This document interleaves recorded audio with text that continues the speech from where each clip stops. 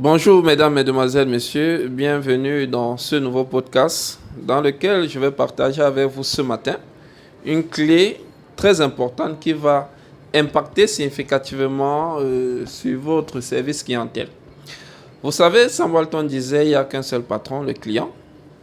Il est capable de licencier du directeur général jusqu'à l'employé, tout simplement en allant dépenser son argent ailleurs.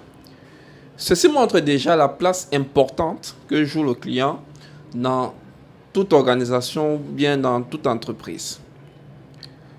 Alors, un client fidèle et satisfait de vos produits et services devient un ambassadeur pour votre entreprise.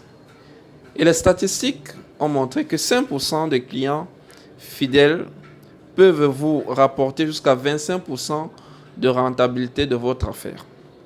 La clé donc que j'ai à partager avec vous ce matin, c'est que lorsque, du moins, il est important que lorsqu'un chargé clientèle est inquiet, qu'il est en colère, qu'il est déprimé, la bonne attitude voudrait qu'il rencontre son supérieur hiérarchique, qu'il en parle, afin que tous les deux ils puissent trouver, je vais dire, un terrain d'entente pour pouvoir privilégier l'entreprise en quelque sorte. Pourquoi? Parce que la matière première même de toute entreprise, c'est le client.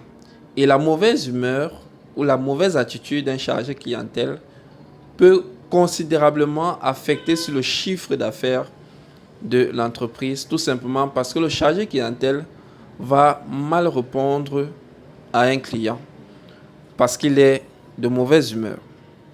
Prenons par exemple le cas d'une caissière qui est déprimée par des soucis conjugaux, par la maladie d'un enfant ou la perte d'un être cher. Tous ces points-là peuvent être des points qui vont entacher non seulement le service client de l'entreprise, mais au-delà de tout, entacher aussi la réputation de l'entreprise.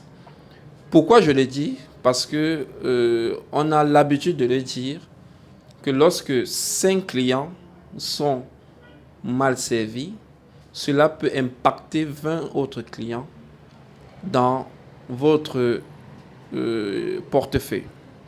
Alors, le produit de la mauvaise humeur et de surcroît de la mauvaise attitude de la caissière peuvent être des éléments très négatifs et entraîner non seulement la perte des clients, mais aussi des erreurs conduisant ou bien entraînant des manquants pour la caissière. Donc voilà un peu de manière brève ce que j'avais à partager avec vous ce matin. J'ose croire que cela vous a significativement ou bien cela vous a positivement apporté un plus dans vos connaissances professionnelles. Je vous donne donc rendez-vous pour le podcast suivant et ça sera la semaine prochaine. Je suis Dieudonné Mbeng, agent de recouvrement. Ciao, ciao, à la semaine prochaine.